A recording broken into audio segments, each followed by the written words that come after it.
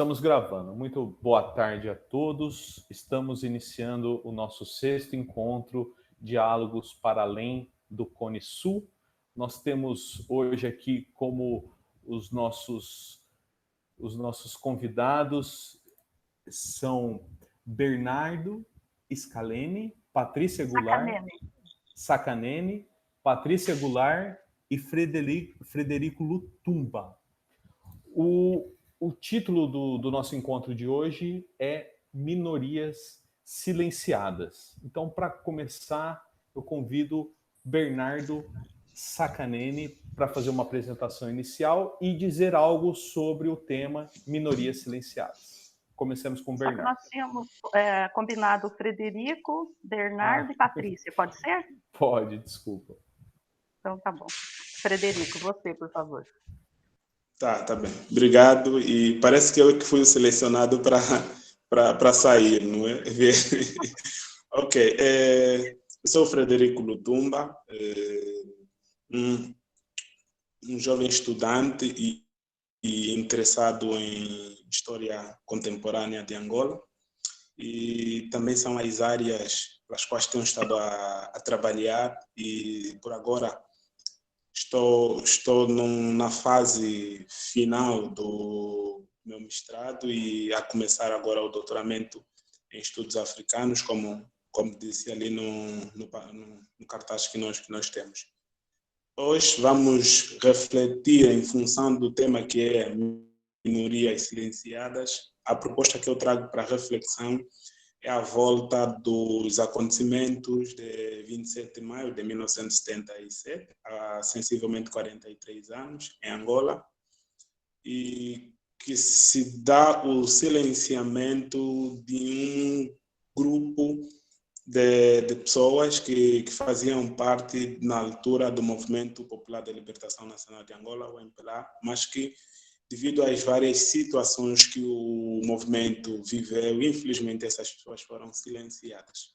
Acho que para a apresentação é tudo e se eu puder prosseguir, prossigo. Caso não, se os outros tiverem que fazer a apresentação, então deixo a palavra.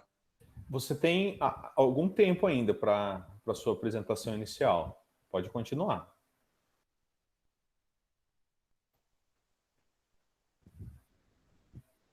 Eu penso que em questão de apresentação, acho que esses elementos. Se não, se tanto, entraria já direto à análise que eu trouxe para aqui, para debate.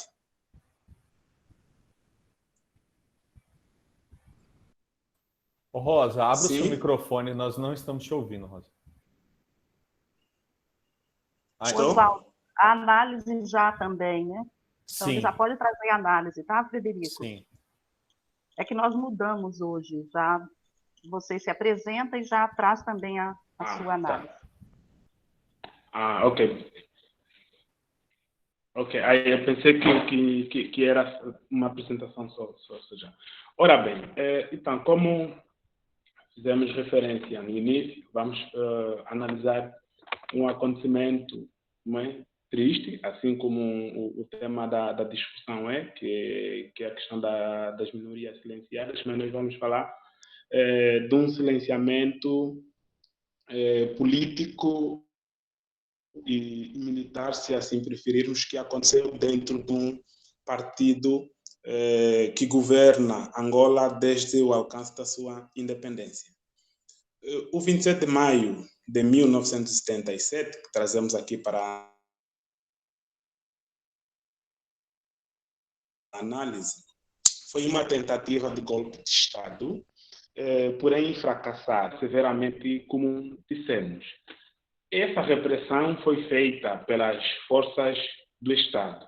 O ato do 27 de maio foi protagonizado, como dissemos também, por um grupo de militantes do Movimento Popular de Libertação de Angola, o MPLA, que esteve no poder e até agora no poder, e devido este acontecimento surgiu devido a algumas reivindicações que os grupos, ou uma franja deste grupo, impunha ao governo que na altura faziam parte. Quem lidera essas revoluções, se assim preferirmos também chamar, vai ser o então ministro da Administração Interna do governo, que é o Nito Alves, e para além de ministro da Administração Interna, era alguém que dentro do partido tinha também uma grande influência no que concerne às massas do partido. Era alguém muito seguido na altura pelos militantes do partido. E vamos ainda também fazer referência de que, embora ter caracterizado os acontecimentos como uma tentativa de golpe de Estado, porém há muita discussão quanto à natureza destes mesmos acontecimentos, porque há vozes contraditórias que alguns denominam, sim, de uma tentativa de golpe de Estado, outros são que preferem conceber como uma atitude empreitada por uma população desarmada, alguns denominam de uma armadilha política, já que o objetivo era reprimir um grupo de militantes que, desde 1974, já reivindicavam algumas formas de governação ou de liderança do partido. E nós preferimos chamar de golpe de Estado, e que comumente os autores preferem ir pela denominação de golpe de Estado, devido a algumas características que um golpe de Estado, na verdade, apresenta. E estas características, nós podemos aqui adiantar que viriam ser a apropriação, não é, de um posto policial, no caso, a 9ª Brigada de Infantaria, um posto policial que os nitistas, chamamos aqui de nitistas como sendo a denominação que se deu a todos que seguiam o Nito Alves, que era o líder destas revoltas. Então, do nome Nito, as pessoas depois passaram a denominar o grupo de nitistas. Então, os nitistas haviam apropriado-se da 9ª Brigada de Infantaria. Para além disto, também apropriaram-se, não é? Ou invadiram uma cadeia, chegando a libertar alguns presos políticos, e que um deles era o Nito Alves, José Vandune e tantos outros. Para além dessas duas características, a terceira e a última, que é a apropriação do canal de radiodifusão nacional, que é a Rádio Nacional de Angola, pelos mesmos nitistas. Então, todas essas características empreitadas por este grupo faz com que, de forma muito consensual, as pessoas preferem denominar estes atos de tentativa de golpe de Estado. Mas, como dissemos, há quem prefere chamá-lo de uma rebelião, uma manifestação, uma sublevação também, mas que aqui veremos que a versão do governo, e até agora continua a ser, é que os atos empreitados na altura foram tentativas de golpe de Estado. Mas quem esteve no lado oposto diz que a intenção não era fazer um golpe de Estado, porém era apenas manifestar-se. Mas como nós vimos só essas três características, então estávamos já diante de uma tentativa, penso eu, de uma tentativa de golpe de Estado. E que um outro aspecto, quando os nitistas apropriam-se da rádio, emitem por via da Rádio Nacional de Angola comunicados a chamarem a população em geral, população civil e não civil, a marcharem até ao Palácio Presidencial e assim deporem o presidente da República. Ora bem, o que vai, afinal de contas, originar o 27 de maio? Primeiro, como nós dissemos, vão ser algumas reivindicações no seio do partido político, na altura. Depois, nós podemos acrescentar aqui algumas críticas sociais que uma parte muito conservadora do partido tinha em função dos destinos que o partido esteve a tomar. Terceiro elemento, nós vamos ver que os nitistas reclamavam a perca de alguns privilégios sociais em função de darem os privilégios a um pequeno grupo de pessoas. Frederico, e o quarto elemento que originou esses acontecimentos... Só pedir para você, talvez, se encaminhar para o encerramento, para a gente poder passar a palavra para o Bernardo, tá bom? Ok, vou já, obrigado. E o quarto elemento, como nós dissemos, rapidamente, este acontecimento trouxe muitas vítimas mortais, que até agora ainda não temos um dado concreto.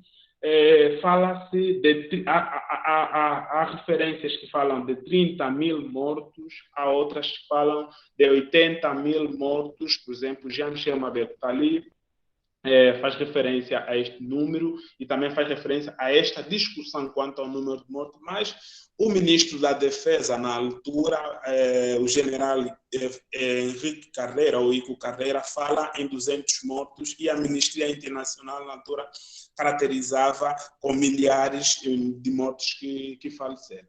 E entre as pessoas que haviam sido reprimidas, e um dado importante já mesmo agora, é que o que deixa muitas reflexões acerca do assunto é o facto de que a tentativa de golpe de Estado aconteceu na madrugada de 24 de maio, mas até à tarde do mesmo dia, o governo já tinha o controle de toda a situação. E as mortes, é ali que é um aspecto que eu acho curioso, as mortes começaram a acontecer dias depois desta repressão e elas foram até 1979, ou seja, foram 2 anos de fuzilamento de quem fosse conotado como um nitista. Então, peço que paro por aqui e depois para dar sequência às outras análises. Obrigado. Obrigado, Frederico. Passo a palavra agora ao Bernardo.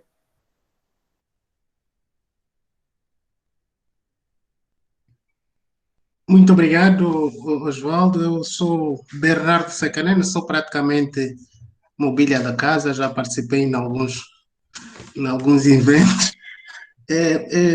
Sou estudante de doutoramento na Universidade do Minho, sou angolano, meu compatriota está de parabéns agora pela exposição. Eu vou falar para falar sobre a questão das minorias, vou partir da hipótese que há uma tendência do silenciamento das minorias ocorrer por via de algumas obras lexicográficas. Muitas vezes perpetuam com os tipos de definições que selecionam os preconceitos. Estou a falar, quando falo das obras lexicográficas, refiro-me concretamente aos dicionários. E, para ser mais específico, aos dicionários contemporâneos da língua portuguesa, para não falar dos outros dicionários dos séculos passados. E como objeto de estudo tenho as unidades lexicais ou as unidades multilexicais das línguas angolanas presentes nestas obras. O que é que seria uma minoria? Uma minoria é um grupo que se encontra numa situação social desfavorecida, estabelecida pelas relações de dominação, em que os dominantes determinam o lugar, o padrão e o lugar do dominado. Transportei o conceito de minoria à noção de biopoder proposta por Foucault. em que uma nação, ao se assentar na distribuição da espécie humana por grupos e subgrupos, estabelecido na cesura biológica, estar-se a falar de racismo. A raça, no caso, seria fundamental para o cálculo do poder. Eu tenho plena consciência, não é que o racismo não é um todo, mas é o elemento mais visível.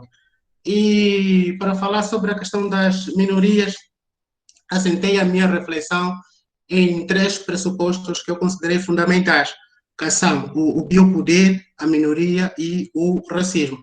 Transferi os 3 pilares para a linguística, mais propriamente para o domínio da lexicografia.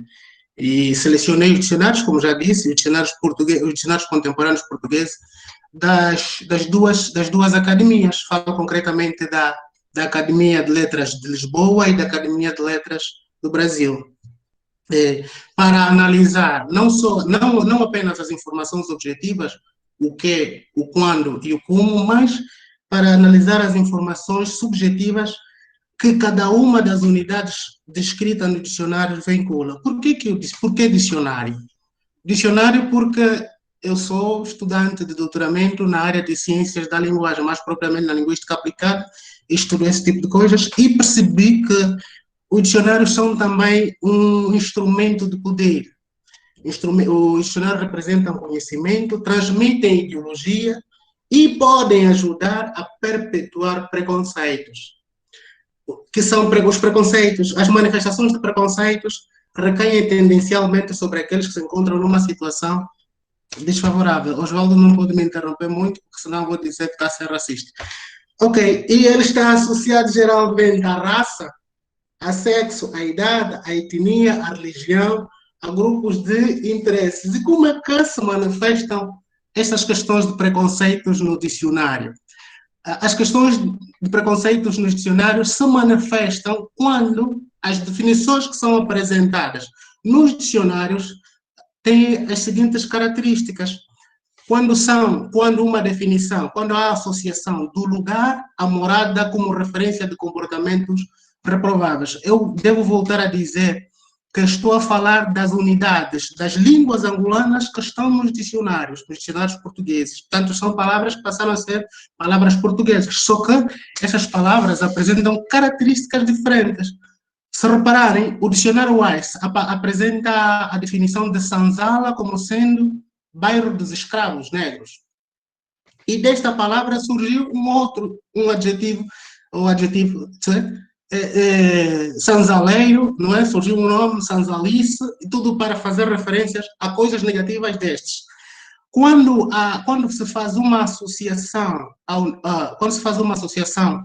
ao nome afixo para designar unidades coletivas com conotações pejorativas, quando se acrescenta o adjetivo negro, não é? Ou ao nome negro, outro afixo como negralhadas, ciganadas, pretalhadas, tudo com a ideia de transformar essas palavras em pejorativas. Ou ainda, quando há atribuição de definições demeritórias às práticas de determinadas pessoas ou grupos, em construções como palavras como africanices para justificar determinados comportamentos reprováveis de pessoas oriundas da África, chinesice, presente no aforismo ou na máxima, isto para mim é chinês, para dizer que isto é complicado. Ou ainda, judiação, para os presentes já conhecem bem o significado dessa palavra, para dizer tormento, esta palavra judiação de judeu, não é? Estes podem ser sinais de algum preconceito que os próprios dicionários às vezes perpetuam. Ou ainda, quando há associação de cores a representações icônicas, sendo a cor branca ligada à pureza e à bondade, e a negra ou a preta à impureza ou à imperfeição. Olhemos para os seguintes casos. Pomba branca, que representa a paz, carta branca, que representa pleno poder, umbanda de branco, que é religião que visa fazer o bem. Infelizmente, ou felizmente, não sei, o dicionário Wise não apresenta uma definição, uma entrada para umbanda de negro. Aí não sei porquê. Talvez seria aqui uma coisa muito difícil. Temos num outro dicionário, que é o dicionário da Academia de Lisboa, uma definição para magia negra. Magia negra aqui definida como sendo bruxaria ou feitiçaria. Já magia branca é arte de aproveitar os segredos da física ou da mecânica, para ver até que ponto há aí uma associação, há um problema com a questão das cores. Ou ainda as manifestações artísticas em que os outros, ou eles, usando aqui a terminologia de Van Dyck, são sempre seres estranhos. A forma como a palavra kizomba aparece definida no dicionário. Kizomba, como sendo dança dos negros angolanos, ou ainda marimba, que é uma espécie de tambor dos cafres, ou um piano desafinado de má qualidade. Daí surgiu um verbo que é marimbar, que significa enganar. Atualmente, e um pouco por força das leis existentes, principalmente com a Declaração Universal dos Direitos Linguísticos em 1948, ou a Declaração dos Direitos das Pessoas Pertencentes a Minorias Nacionais ou Étnicas, Religiosas ou Linguísticas, de 1992, um sinal claro de racismo num dicionário pode configurar uma violação das leis acima mencionadas e ser motivo de repúdio. Veja-se o caso, por exemplo, de Floyd nos Estados Unidos. Eu tenho também plena consciência que nem sempre é fácil captar as informações de racismo nos dicionários. Sobretudo aquelas expressões de racismo que a Shirley Bembe chamou de expressões nanorracistas. O que seria para a Shirley Bembe expressões nanorracistas? Seria aquela forma narcótica de preconceito em relação à cor, expressa nos gestos anódinos, no dia a dia, numa brincadeira, numa alusão à insinuação ou numa anedota. Exemplos como esses, por exemplo, vai à tua terra, eu não tenho nada contra os negros, eu não sou racista porque os meus gatos são pretos e gosto muito deles, eu tenho amigos negros, ou ainda as formas de exotismo simplificadas apontadas por Frantz Fanon, como nos exemplos, eles são assim, ou eu os conheço, para tentar justificar determinado comportamento, podem ser formas de manifestação de algum preconceito. Portanto, a descrição dos preconceitos nos dicionários, sem a devida informação do tipo pragmático, contextual e retórico, seria como legitimá-los. E a sua omissão, produto do politicamente correto, a deturpação da realidade dos fatos. Muito obrigado. Obrigado, Bernardo. Agora eu passo a palavra à Patrícia e aproveito esse momento que estou falando para dizer para vocês que depois da fala da Patrícia nós vamos abrir para o debate. Então usem o chat para se inscreverem, porque aí a gente segue essa ordem da inscrição no chat para ir liberando para as perguntas, tá bom? Muito obrigado, Patrícia. Obrigada, Oswaldo. Bom, antes de mais nada, eu quero agradecer, na figura do Oswaldo, todo o pessoal do IFRO, tanto pela iniciativa dos diálogos para além do Cone Sul, quanto pelo convite que me foi feito. Me sinto muito honrada e lisonjeada, e agradeço demais pela companhia do Bernardo e do Frederico, que com certeza é incrível. Bom, me apresentando, eu sou professora da UNIR, né, da Fundação Universidade Federal de Rondônia, do campus de Vilhena, sou doutora em Linguística e desenvolvo, desde que aqui cheguei no Cone Sul, um trabalho voltado para as questões das línguas indígenas. Não vou especificamente tratar disso, mas porque, como não somos todos linguistas, e a questão aqui eu acho que é muito mais ampla, mas eu não, ao mesmo tempo, não fujo. E o engraçado é que eu peguei um ponto que o Bernardo acabou de falar. Linguista parece que pensa tudo igual, viu? Que foi justamente a questão da lexicografia, tá? Então, já que eles trataram de uma das minorias, já que foi tratada de outra minoria, que são as mulheres, em outra live do Diálogos para Além do Cone Sul, eu vou falar um pouco das minorias indígenas. E aí eu queria pedir licença para vocês, porque eu não decoro nada, eu queria ler um trechinho para começar uma provocação, que foi o que o Oswaldo me pediu para fazer. Um trechinho do livro Meus Índios, Minha Gente, do Darcy Ribeiro. E ele diz o seguinte: aos poucos, com a acumulação das experiências e vivências, os índios me foram desasnando, fazendo-me ver que eles eram gente. Gente capaz de dor, de tristeza, de amor, de gozo, de desengano, de vergonha. Gente que sofria a dor suprema de ser índio num mundo hostil, mas ainda assim guardava no peito um louco orgulho de si mesmos como índios. Gente muito mais capaz que nós de compor existências livres e solidárias. Por que eu trouxe? Essa é a minha primeira provocação.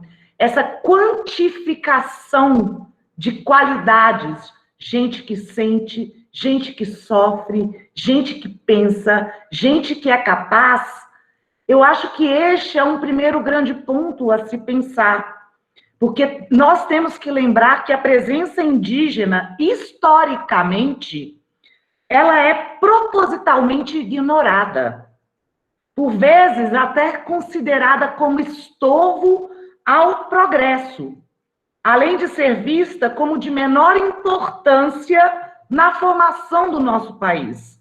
Porque nós, mesmo que saibamos que os povos originários estiveram aqui e contribuíram imensamente para a formação do país que temos hoje, muitas vezes eles são relegados e não são lembrados com a consistência que deveriam ser. E é exatamente aí que eu entro na questão da lexicografia. Primeiro ponto é em relação a dois termos que a gente muito usa. O primeiro é tribo e o segundo é a própria palavra índio. Eu gostaria de lembrar que há um equívoco nesta palavra, porque a palavra índio, ela torna insuficiente para abranger a complexidade histórica e cultural dos povos originários. Por quê? Índio, conforme o dicionário etimológico da língua portuguesa, é aquele que vem das Índias. Tá? Indígena, aí sim, vem do latim, e é aquele que é o povo nascido em casa, que é o dono da casa. Então, não índio, mas indígenas. O uso desse termo, por exemplo, ele acaba entrando numa questão antropológica, que é da adstrição, ou numa questão mais comumente chamada por todos nós, de alteridade. O fato de diminuir a figura do indígena, de fazê-lo apenas índio e não o dono da terra, o indígena, ele entra nessas relações de como ele é visto pelo outro e de como o outro acaba sendo visto por ele. Outro termo que é comumente usado e que cada vez mais a gente tem evitado é tribo. Por quê? O tribo, semanticamente, em termos de significado, ela pode ser adequada para qualquer coisa.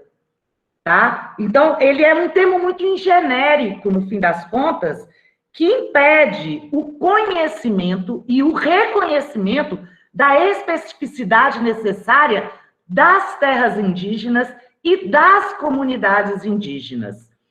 Ok? Pensando ainda nesta questão, então a gente vê que essa escolha de conceitos é fundamental para entender e para situar a conjuntura nacional e internacional frente às minorias e, especificamente, no meu caso da minha fala, frente aos povos originários. E aí, para esta questão e para a provocação, porque a gente fala muito em termos como, por exemplo, genocídio, né? Até o Frederico citou, e a gente sabe que os povos originários do Brasil foram, né, dizimados. Mas há outros termos que eu gostaria de colocar para a discussão. e que também afetam sobremaneira as minorias, fazendo com que sejam silenciadas cada vez mais. Temos como epistemicídio, tá? Como etnocídio e, trazendo para a minha área da linguística, como glotocídio. Porque se pararmos para pensar, as prováveis 160 línguas nativas e originárias que ainda temos hoje, se olharmos no mapa de línguas em perigo no mundo, quase todas elas estão em níveis de ameaçado, nível moribundo, nível de séria extinção.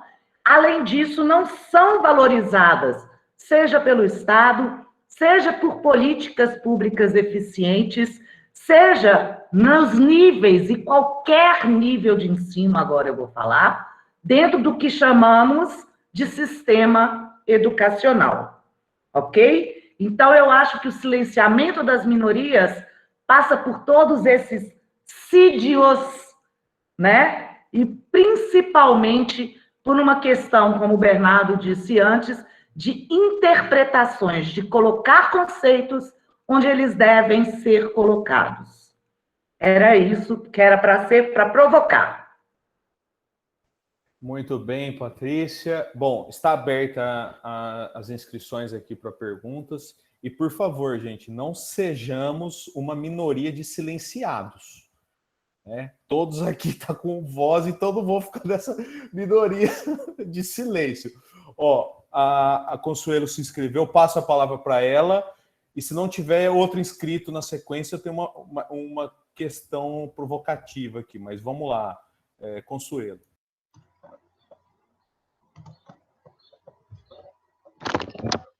Boa tarde. Não sei se vocês estão me ouvindo. Estamos ouvindo. Estão me vendo também? Estamos vendo também. Ah, tá. Então tá ok. Boa tarde, para quem não me conhece, eu sou a professora Consuelo. Eu sou professora de Geografia do IFRO Campus Vilhena. E falando, né, nessa questão das minorias, da discriminação racial, étnico-racial, né?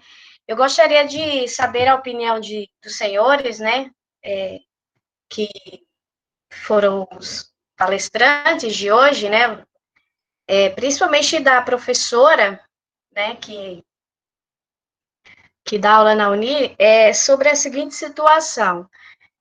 Quando nós estamos estudando, né, geografia, quando eu estou repassando sobre a formação da população brasileira para os meus alunos, a gente sempre inicia com a questão da miscigenação, né?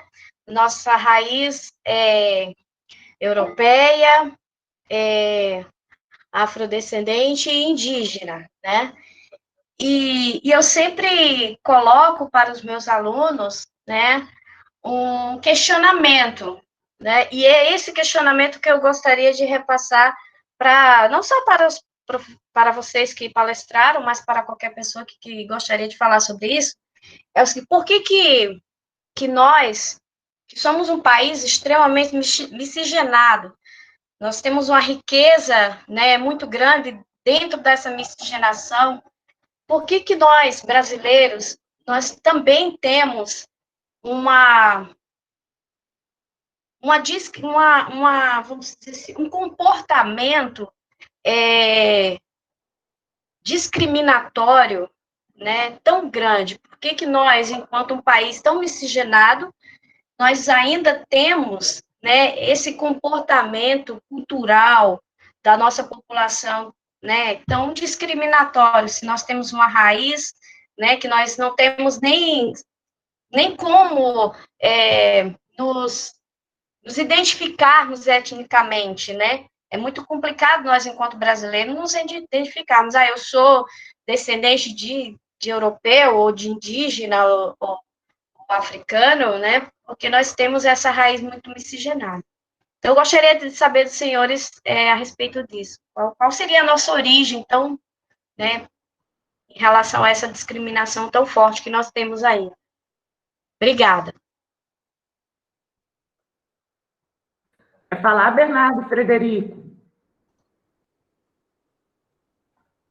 Não? Bom, então eu falo. Esta foi para o Brasil. Bom, eu acho, respondendo à questão da nossa colega, eu entendo essa lógica, né, essa diversidade étnico, cultural, racial que nós temos neste país, essa formação que nós tivemos com a contribuição de tantas etnias, de tantas culturas diferentes, era algo que deveria ser mais valorizado.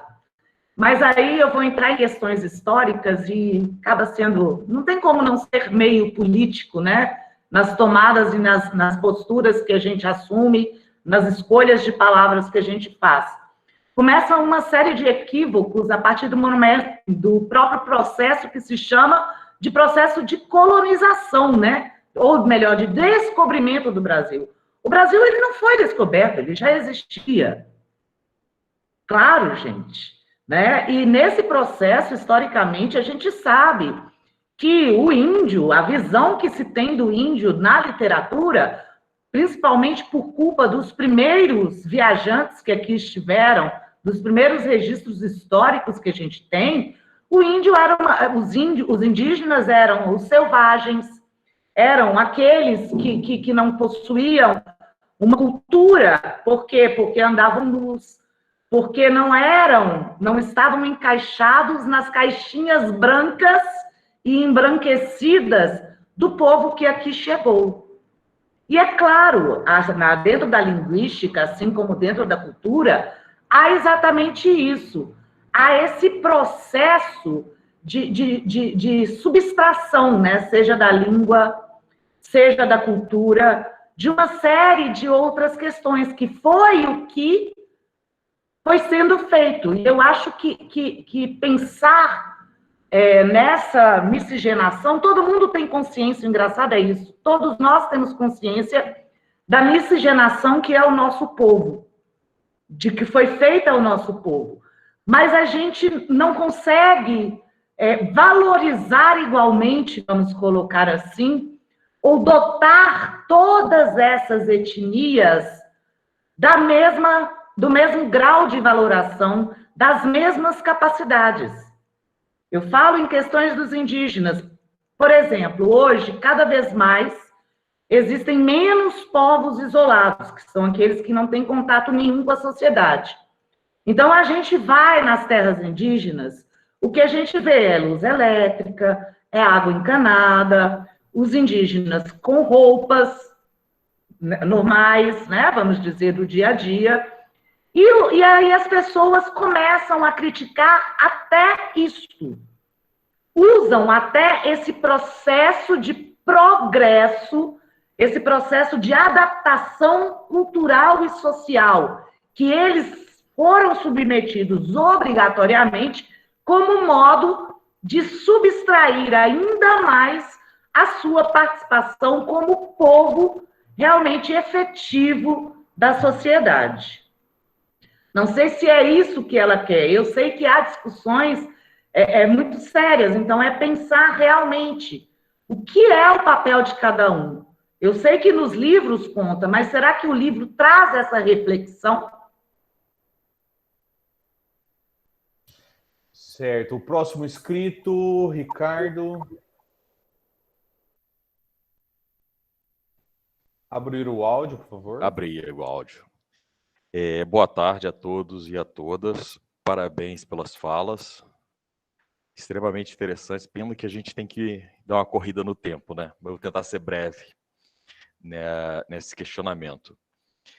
Me chamou muita atenção essa questão da lexicografia, que, se a gente pegar, é muito recente ainda esse estudo, principalmente desse palavreado que sempre que se naturalizou no ambiente brasileiro e da gente utilizar, e só agora ele passa para um momento de reflexão, ou seja, a gente colocar isso na mesa e tentar entender por que isso existe, para que isso existe.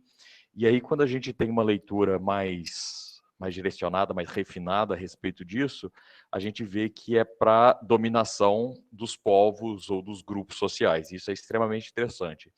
E é muito bom a gente perceber que esse processo reflexivo está sendo feito, embora seja extremamente difícil da gente ainda conseguir discutir essas questões sem cair, não quem discute, mas sim sem o que o senso comum não entenda isso como o jargão já dito e popularizado como mimimi, né? Isso é muito complicado. Quanto à questão da Angola, o que é extremamente interessante, que o nosso colega nos trouxe, é justamente uma visão que o brasileiro a gente não tem. Sim, é a visão de olhar para o continente africano como se fosse um todo de um só povo, e não de vários grupos, etnias, países, estados-nação e por aí vai. Isso ainda é muito difícil da gente entender. Assim, se a gente pegar a questão histórica que se dá na escola hoje, ela difere muito do que foi feito há 30, 40 anos atrás, sem dúvida alguma. A própria questão do descobrimento do Brasil, e de que o Brasil não foi descoberto, ele foi achado, ou enfim, ele foi achado a palavra história que eles usam, o achamento do Brasil, tem uma palavra para isso que eu não estou me recordando agora. É o achamento, né? Exatamente. E o entendimento também dos grupos africanos que vieram para o Brasil, essa distinção, mostrando que os grupos eram distintos. E que isso é uma questão... Aí, não sei se cabe o revisionismo, porque o revisionismo histórico ele trabalha muito na ideia de tentar justificar algumas ações quase não justificadas. Mas, nesse caso, essa releitura histórica traz elementos bem interessantes para a gente. Uma coisa que eu queria deixar com vocês, a Joana está aqui, Joana é nossa aluna do 3º ano de edificações, ela, junto com um grupo de alunos, estão desenvolvendo um trabalho de pesquisa que envolve muito essa discussão das minorias dentro do Instituto Federal. Eles estão procurando entender, através dessa pesquisa, as razões de abandono dos alunos. Se isso tem algum envolvimento ou algum direcionamento para grupos minoritários e quais seriam essas razões. E assim, isso é bem interessante porque a fala de vocês, até pouco tempo atrás, vou botar há 15, 20 anos atrás, quando eu estava na universidade, essa discussão estava começando a ganhar força, fôlego e se popularizar. E hoje em dia a gente tem alunos do ensino médio já trabalhando com essa percepção, que é uma percepção, no meu ponto de vista, extremamente interessante, coisa que eu não tive a possibilidade de visualizar. E aí, para lançar uma pergunta para o grupo, como um todo, que a gente está falando de questões de minorias, como a gente consegue... Porque assim, o que nos trouxe o colega a respeito do golpe, da revolução e tudo mais, é uma questão política, mas também diz muito respeito a minorias e essas questões. Mas como a gente consegue evidenciar o que foi discutido hoje junto à sociedade, não sei se é uma maneira de popularizar, mas de sensibilizar da importância desse debate e do peso desse debate. Porque é interessante a gente observar também que somente quem sofre na pele, ou em maior parte, quem sofre na pele essa questão da discriminação, do preconceito, da violência, seja ela de qualquer tipo, é que talvez possa expressar isso de uma maneira mais coerente, ou seja, mais sensível à população. Então, como a gente consegue dar visibilidade a esses fatos?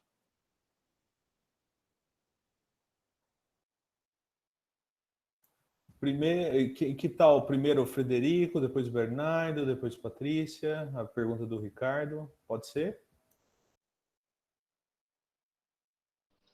Está bem, concordo.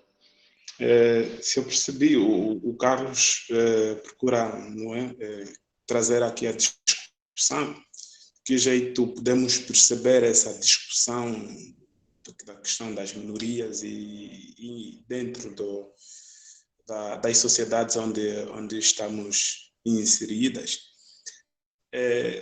Por acaso, eu presto muita atenção a isto e é algo de muita preocupação. Desde já eu acho que é um assunto que com frequência precisamos discutir e fóruns como estes precisam acontecer porque, infelizmente, algumas pessoas que já sofreram na pele essas questões da minoria, até de racismo ou preconceito, se assim preferir. E eu, infelizmente, já passei por situações como estas, quando das minhas passadas por Portugal. É algo, por acaso, que eu não sei se o outro, não é, faz de forma prepositada, não sei se são atitudes preconcebidas, mas que são situações que, na verdade, tocam-nos muito, não é? Penso que é o que toca muito às minorias e a Patrícia, quando fez uma análise em torno da questão do indígena, o indigenato, a análise histórica que isto nos traz, falando, por exemplo, aqui da realidade angolana colonial, é que até as pessoas tudo faziam para saírem dessa classe subalternizada para pelo menos chegarem à chamada classe civilizada. Eu penso que por hoje, e fruto desta onda de preconceito ou de racismo, eu noto também muita gente que infelizmente sofre na pele estas situações, tentar igualar-se a quem o discrimina. Então, acho aqui um assunto muito, mas muito preocupante, porque a luta tem de ser combater as discriminações, procurar sempre igualar o mundo do ponto de vista de etnia, de tribo, de raça e tanto mais. Então, quando nos deparamos com situações do gênero, acho que a pessoa precisa o máximo possível, não é? Primeiro ser forte, não procurar rebaixar-se e, sobretudo, não achar uma atitude normal e, em função do que passou, tentar fazer de tudo para ser aceite por esta classe, como antigamente assim o era, sobretudo na época colonial, por exemplo, não sei no Brasil, mas a realidade angolana vivia assim, a classe era dividida. A sociedade era dividida por 3 classes, que eram os brancos assimilados e os indígenas, mas que a classe indigenata, não é? Tudo fazia para pelo menos chegar assimilado. Então, hoje, com muita preocupação, eu noto que algumas pessoas discriminadas tentam também igualar-se a essas pessoas. Quantas são as pessoas que viajam e tão logo chegam, por exemplo, na Europa ou nas Américas, a pessoa com quem viajou, e eu já vivenciei a realidade do gênero, a pessoa com quem viajou, saiu, por exemplo, da África, diz que, olha, eu já não ando contigo, eu agora só ando com quem é branco. Imagine esta conotação aqui. Então, é algo que eu encaro isso com muita preocupação e que comumente eu procuro conversar e procuro dialogar para fazer perceber às pessoas que se formos por esta lógica de pensamento, acho que dificilmente conseguiremos encontrar ou elevar o mundo em questões de igualdade. Então, Ricardo e todos que estão a participar aqui no diálogo, é algo que eu encaro com muita preocupação, tenho conversado com frequência com as pessoas e chamá-los a atenção que se queremos um mundo de maior igualdade, então temos que procurar fazer ações que nos levam a igualar o mundo do ponto de vista, não é? Como já referenciei, daquele todos os elementos. Já para terminar, eu gostaria, apesar que a Patrícia já respondeu a primeira questão, mas mesmo assim eu gostaria de perceber por parte da Patrícia e do Bernardo, os dois linguistas, não é, aqui no painel, de que jeito é que termos, não é, em termos de dicionário, termos como indígenas são retratados, ou seja, a minha preocupação é mais com a conotação histórica, não é? Com o tratamento histórico que esse termo levava. Se o dicionário preocupa-se também em fazer uma explicação de que, para além do termo indígena se referenciar ao nativo, e as diferentes utilizações que o mesmo já teve. Penso que a minha contribuição quanto à questão, espero ter sido um pouco, não é, claro na análise, penso que é esta relativamente a essa questão. Obrigado. Bernardo. Ok, muito obrigado. Eu vou. Eu acho que se a Patrícia permitir, eu vou começar pela questão da conotação, que é, se calhar, a que... como é que fazem o... Sim, como é que... As conotações por detrás das palavras como tribo, índio, indígenas e outras mais. A primeira resposta que eu devo dar em relação a isso é que o lexicógrafo, no ato de recolher e descrever, não é, tudo que anda à sua volta, me refiro às unidades todas lexicais, ele tem que fazer, recolhe tudo e tem que usar os elementos para poder permitir a distância, tem que colocar uma marca de uso. Penso que já devem ter reparado, nos dicionários há etiquetas como pejorativo, depreciativo e não sei quanto. Essas etiquetas, quando aparecem nos dicionários, essas etiquetas permitem manter o distanciamento entre o lexicógrafo e o dicionário. É claro que o lexicógrafo não está isento de erro, não é? Então, por quê? Se o lexicógrafo deixar de recolher uma determinada palavra só por considerar racista ou porque vai ter problema, os termos racistas, sexistas ou outros que aparecerem não podem deixar de ser recolhidos nos dicionários. O lexicógrafo tem de recolhê-los todos, só tem de fazer o seguinte, descrever as palavras, definir as palavras e colocar as devidas marcas de uso.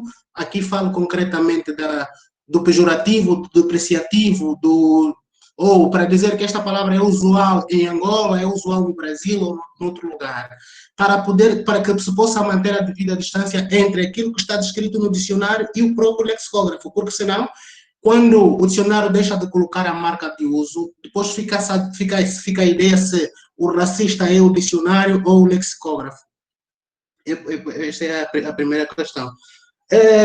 Quanto à questão, o Ricardo, não é? Ricardo diz: somente quem sofre, espero ter percebido, captado bem, somente quem sofre na pele, né, pode expressar de maneira mais coerente. E como sensibilizar? Pronto, Ricardo, deve ser mais ou menos isso, não sei se captei em condições. Como sensibilizar?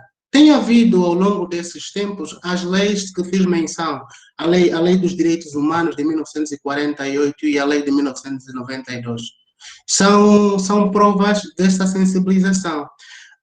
Mais do que sensibilizar, às vezes, as pessoas, se calhar as pessoas que sofrem essas questões de racismo devem começar a não ter o que Franz Fanon chamou de complexo de culpa, não é? Porque em determinados casos, as pessoas que sofrem racismo, elas acham que a culpa é deles por estarem num lugar que não lhes pertence, por exemplo.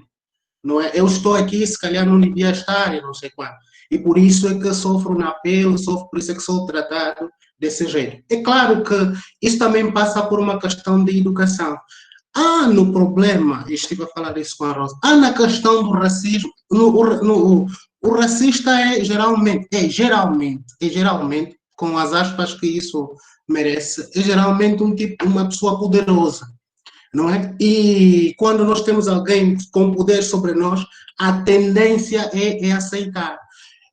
Claro, se tratar daquele racismo, o racismo do tipo biológico, os primórdios do racismo, aquele racismo do tipo biológico, assente, por exemplo, na questão da cor, assente em várias outras questões. Há outros elementos que estão por trás que nós nem sequer, às vezes, chegamos a perceber. E muitas vezes, aquelas pessoas que dizem defender o racismo, muitas vezes nem chegam a ser. Às vezes são mais do que outras. Como é que nós vamos fazer isso? É fazer um trabalho, por exemplo, é fazer um trabalho como este de sensibilizar como?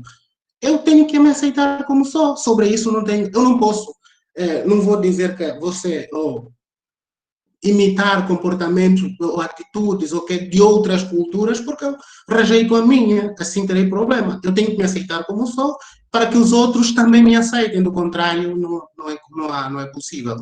Acho que é isso.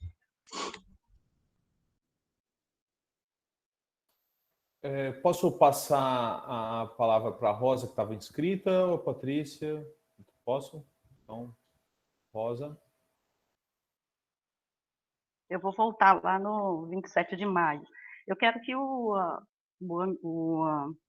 Frederico ou o Bernardo fale um pouco a respeito da repercussão do 27 de maio de 1977, hoje na sociedade angolana, porque sabe-se que inúmeras vidas foram ceifadas, apesar, né, que a questão dos números, como eu até comentei com o Bernardo, não importa, uma pessoa, 15 mil, 30 mil, 100 mil vidas foram ceifadas.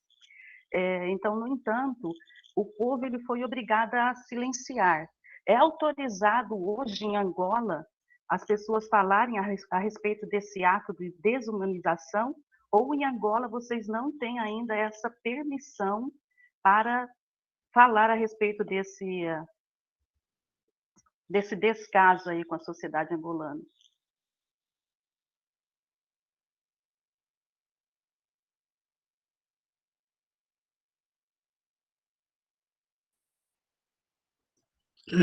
Frederico, podes começar? Eu dizia, posso sim começar. Rosa e os demais, eu vou cá inverter, não é, a questão das questões. Primeiro é analisar a questão, se é autorizado hoje falar sobre este ato, e depois a repercussão que o 27 de maio tem na sociedade angolana, que são questões, não é, também muito ligadas.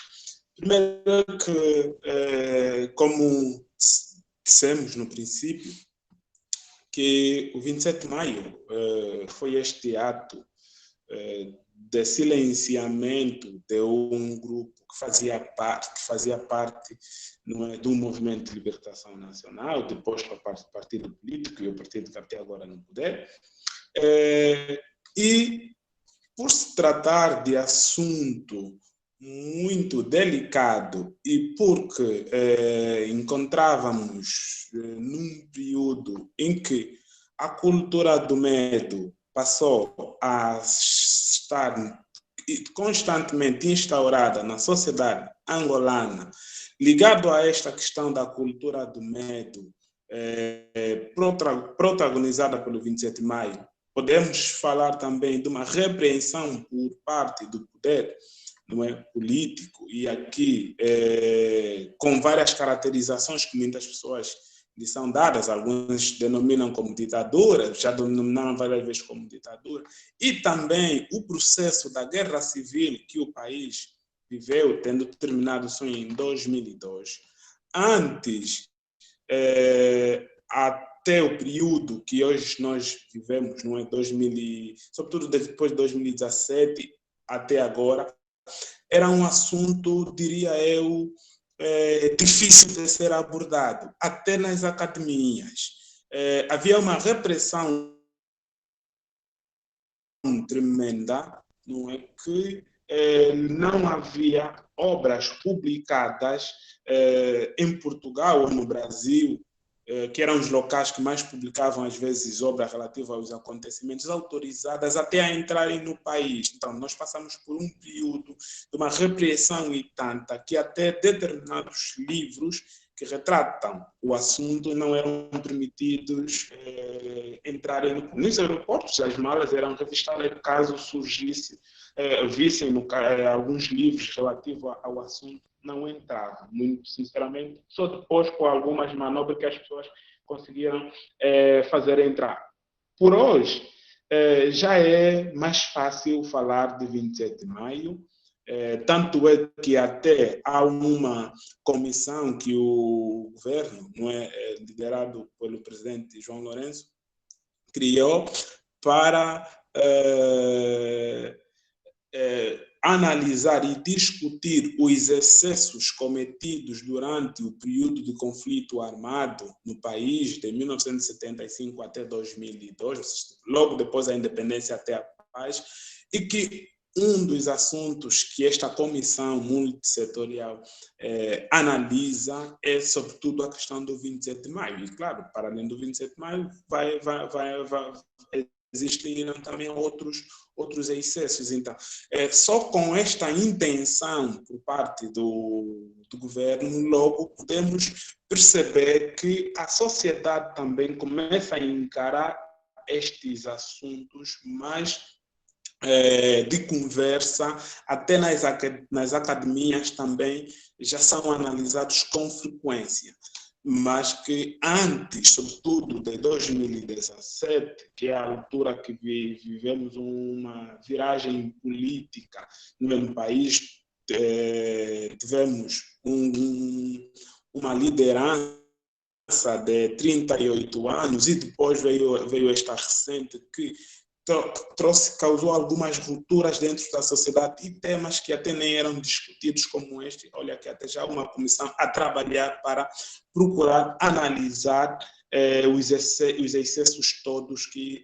os processos políticos e de guerra tiveram no país desde 1975, mais uma vez, até agora. Então, mas sim, hoje já não representa, o 27 de maio já não representa um acontecimento que causa à sociedade aquele medo, porém, ainda que é notável, existe dentro daquilo que é a sociedade angolana muitas coisas a serem esclarecidas acerca do acontecimento. E ainda é comum ver alguns sobreviventes, quando lembram de tais acontecimentos, ficam totalmente, digamos, de baixa ou ainda são muito afetados ao relembrarem estes acontecimentos. Estamos aqui a querer dizer que muitas feridas acerca deste assunto ainda não sararam, envolvido 43 anos. Acho que, por agora, a preocupação é sarar estas feridas. Já para terminar, deixa-me só dizer que há famílias que ainda choram, os entes que perderam nestes acontecimentos, e mesmo tendo certeza de que as pessoas, infelizmente, morreram, mas negam-se a aceitar tal realidade, porque acredita-se que alguém morreu, e isso é uma questão muito antropológica, alguém morreu ou alguém já não faz parte do nosso mundo. Normalmente, quando vê-se o corpo, faz-se o chamado comba, não é?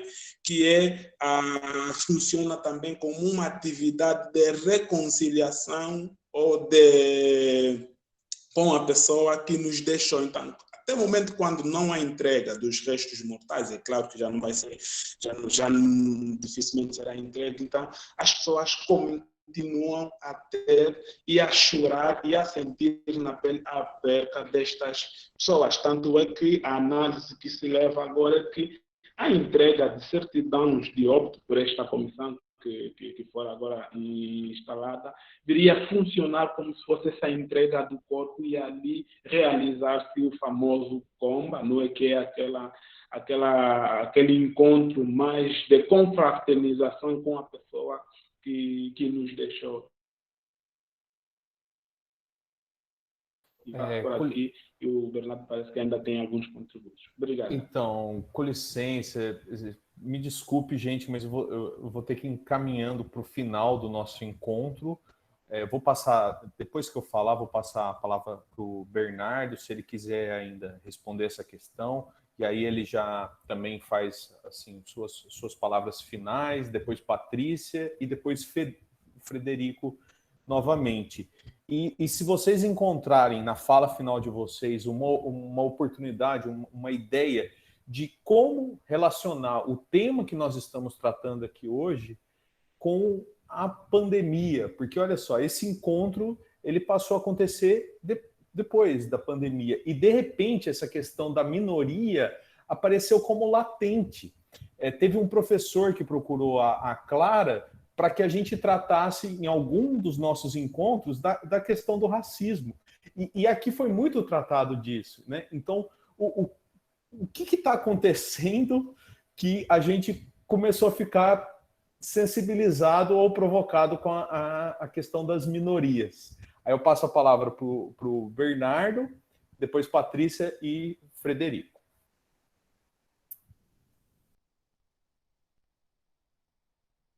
Ok, obrigado, Osvaldo. Vou responder assim de forma, não sei, à Rosa.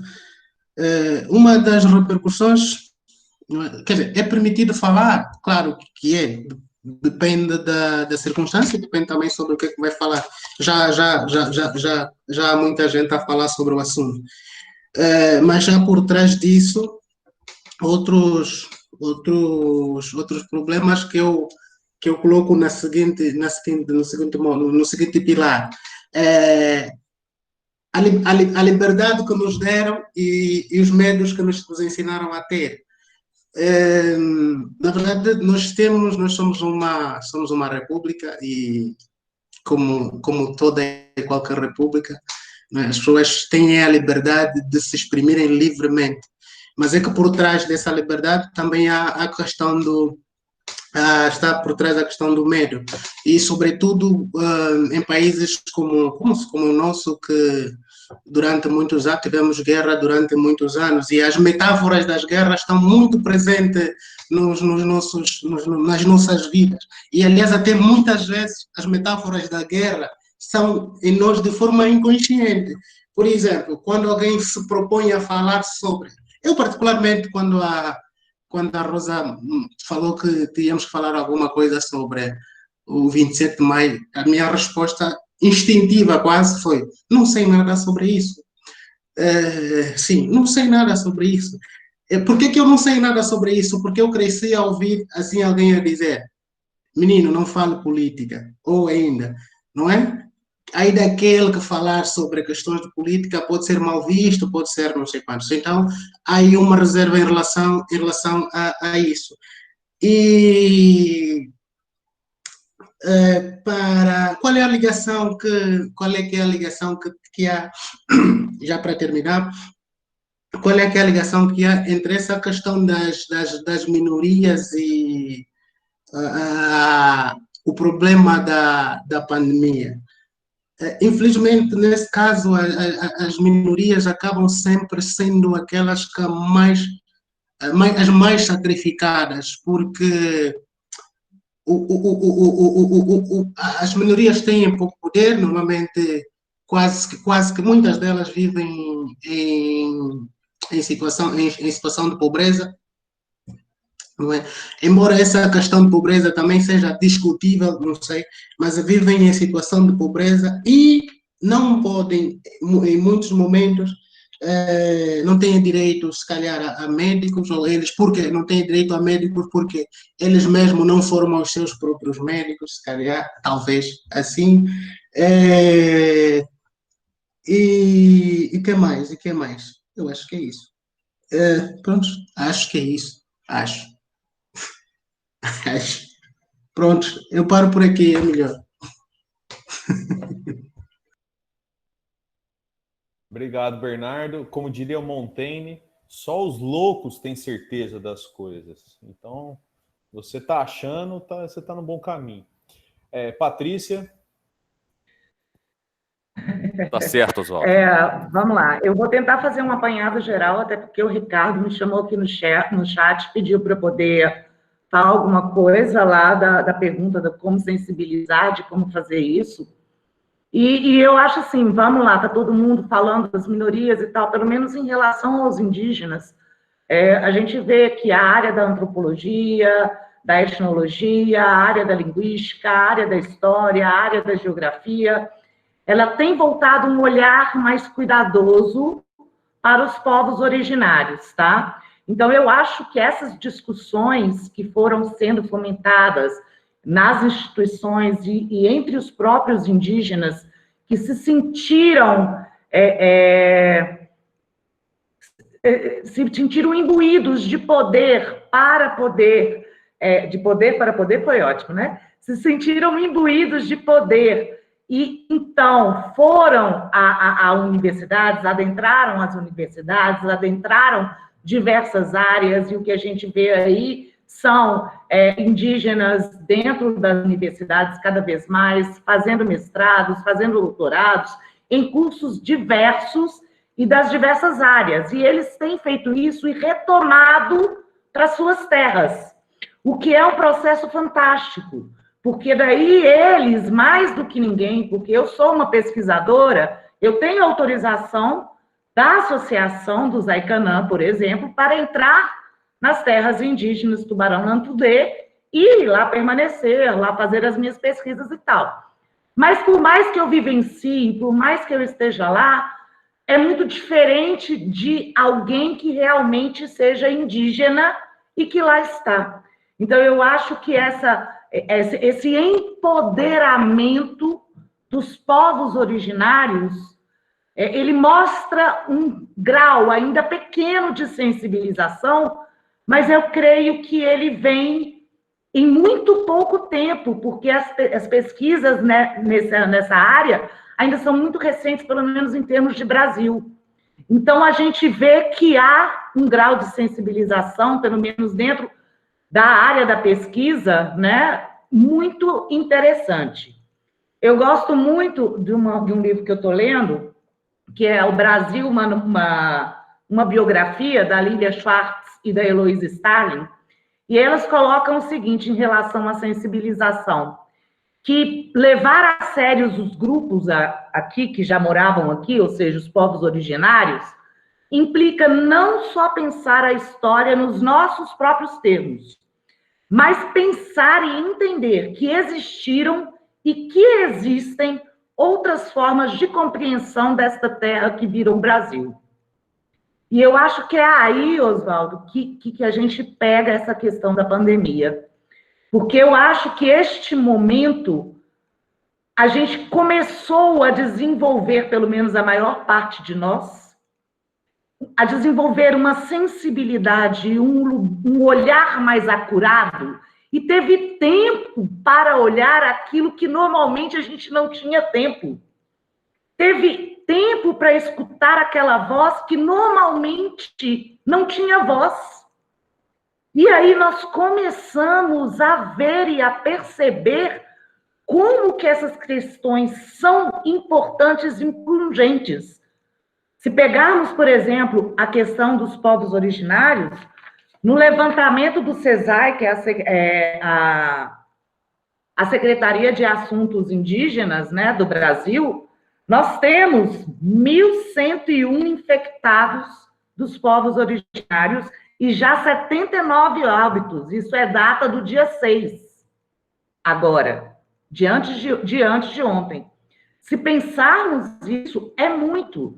E nós sabemos que não há condições sanitárias, que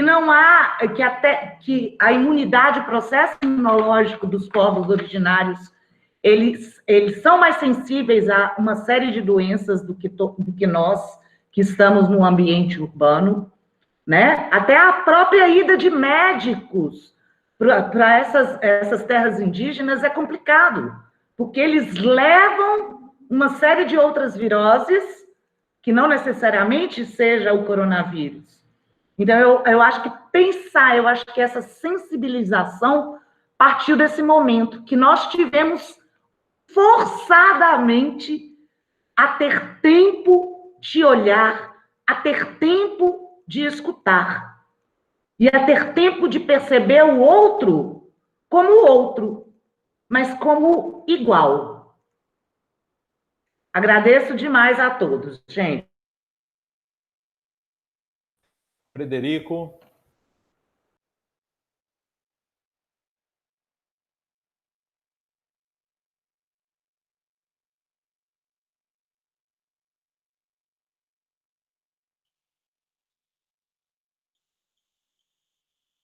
Fred, o microfone está desligado.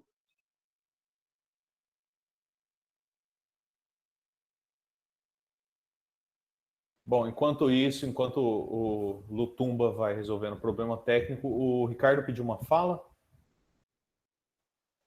É só fazer uma propaganda de um livro que Sim. Patrícia deve conhecer. Agora, não sei se está dando para ler. Já está ligado, não é? É, isso. É um livro muito bom, de um professor aqui da Unir, do Juliano Araújo, chama Cineastas Indígenas, Documentário e Autoetnografia. Isso, o estudo do projeto Vídeo nas Aldeias. É a tese de doutorado do Juliano, esse livro aqui que está sendo... Eu não sei quem está vendendo, gente, mas enfim, que isso aqui ele me passou. E a gente fez uma resenha desse livro que em breve vai sair, aí eu passo depois a resenha para vocês. Bom, só fazer um comercial aqui do livro dele, que eu acho que fala de minorias e é bem interessante. Frederico.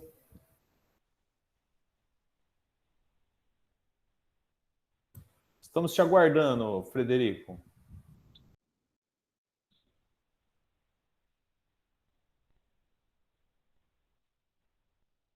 Acredito que enquanto o Frederico fala, nós queremos agradecer a participação de todos vocês, agradeço ali de coração. Okay. Posso, não é? Exato, posso. A última questão que é fazer uma análise. Mas está a me ouvir? Sim. Estou? Sim. Alô? Sim, estamos ouvindo.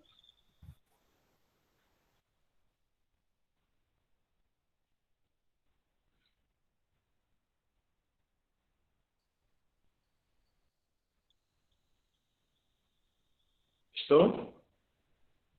Estou a ser ouvido? Sim, Frederico. Estou? Agora estou a ser ouvido? Sim. Ok. Que exato, que é da ligação que podemos fazer do tema com a questão que estamos. Sim, Rosa, estão a me ouvir, não é?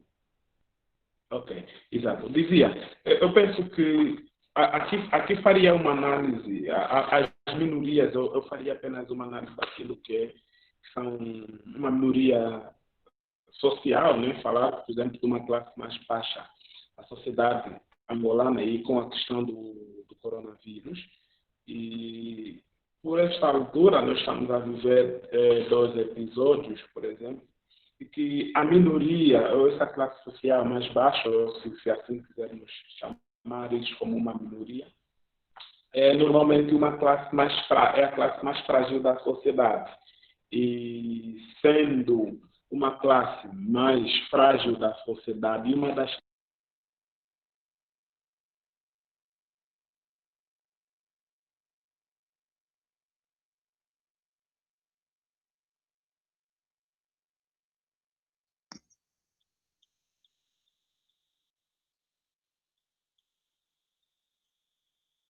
eu acho que vamos ao encerramento, Oswaldo. Se o Frederico conseguir falar, ele fala daqui a pouquinho. Então, nós queremos agradecer a participação de todos vocês. Desculpe. Pode, Frederico. Alô? Pode, estamos ouvindo. Estou? Eu acredito que é o problema ali com o microfone dele.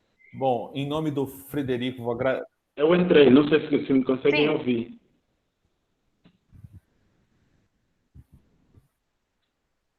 Eu vou agradecer em nome do Frederico. Ok, vou rapidamente. Eu creio que ele saiu novamente, Oswaldo. Vou ter que agradecer em nome dele. Eu vou encerrar a gravação. A gente continua aqui para ouvir o Frederico e para conversar um pouco sobre o próximo encontro. Muito obrigado pela participação de todos. Eu vou interromper a gravação.